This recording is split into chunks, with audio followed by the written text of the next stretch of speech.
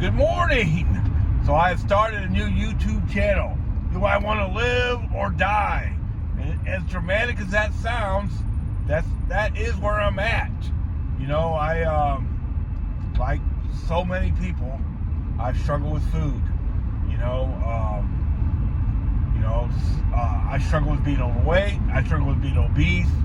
I'm sure, honestly, I'm considered morbidly obese. I've dealt with this my whole adult life. I've lost over 100 pounds 3 or 4 times. I've lost, 50, 60, 70 pounds a couple other times, and yo-yoing back, and this time it's way more important. Not that it wasn't important all those other times, but this time is different. I went on a cruise at the end of September of 2023, and about 3 days before the cruise, I started to get this tightness in my right arm, and I would get this coolness in the back of my throat, and I would run out of breath, and I would do that every time I exerted myself, and sometimes it seemed like cold weather brought it on, and then at night, sometimes it would go all the way across my chest, and I wasn't sure whether or not I was going to die.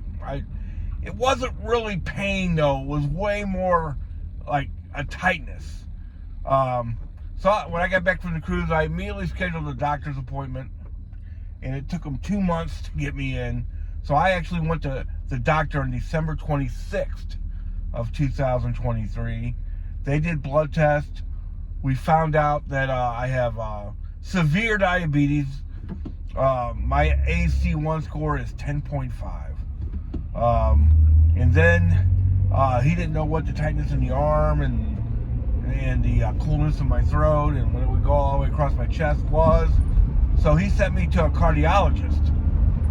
And the cardiologist, within 2 minutes, said, "Oh, that's the angina." Angina means that the blood flow is restricted to your heart. They did a EKG, and that came back pretty good,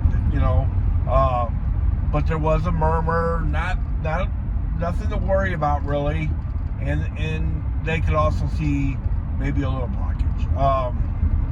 They then scheduled me for a stress test, which my insurance company denied. And then the other doctor, my regular doctor, since I have severe diabetes, prescribed me Ozempic. My insurance company also denied that, which tends to happen, right? So, it's all really up to me. I did purchase some Mounjaro. I've taken 2 shots of that.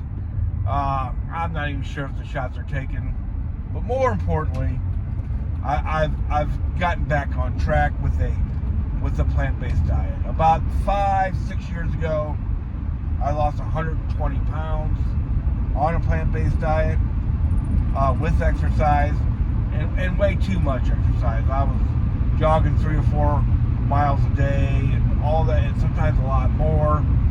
I was really hitting it hard. And really, I don't even have the energy to do that anymore. I'm 58, just turned 58. So, right now it's more about this. Do I love my grandchildren more than food? Do I love my wife more than food? Do I love food more than I even love myself? That's the big question. Do I want to live or do I want to die? Do I want to start getting toes and feet and legs cut off? God knows what else? Or do I just want to eat some vegetables? That's where I'm really at. I'm a big believer in a movie. It's called Forks Over Knives. If you've never seen it, it's on Tubi. It's free. You should watch it. I haven't been following it, to the point where I'm fairly sick, but I'm trying to get back on track, and I'm not trying to be extreme all at once. Because when you go extreme all at once, you have nowhere to go. You know, I'm also not trying to outrun a cheeseburger. You know, where you're exercising so much that eventually you're going to get tired. You know, my big excuse is that when I lost 120 pounds, one thing I did wear out. And the other thing is my mom died. You know, we all have our excuses, you know, but those excuses don't mean anything right now. You know, if I don't get back on track, nothing but bad things are going to happen. And I'm going to also say this. I've judged people in the past. I've judged people that had diabetes and then just kept eating whatever they wanted, and then really, really bad things happened to them. And eventually died. You know? And now I'm not judging them anymore, because I'm going to tell you this. I've been trying to get on track for 3 or 4 years. I don't know. I'm sure nobody can relate to this. I'm going to do it Monday.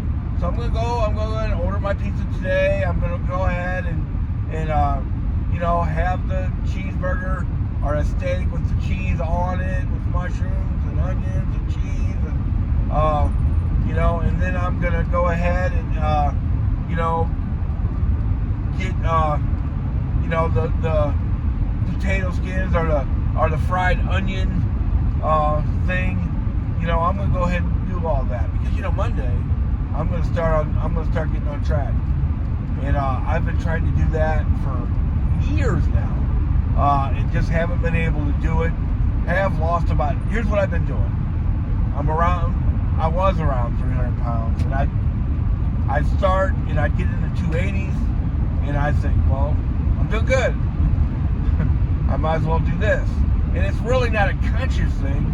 It's way more of an unconscious thing. Like, my brain is not my friend. If that makes any sense to anybody. My brain is the thing that tells me, go ahead. You can have this one, you can have ice cream this one last time. You know, so you might as well eat a lot. You know, my brain is telling me the last couple days, hey, go ahead, eat some crackers or whatever at midnight with some peanut butter on it or whatever, or with cheese. You know, go ahead and do that.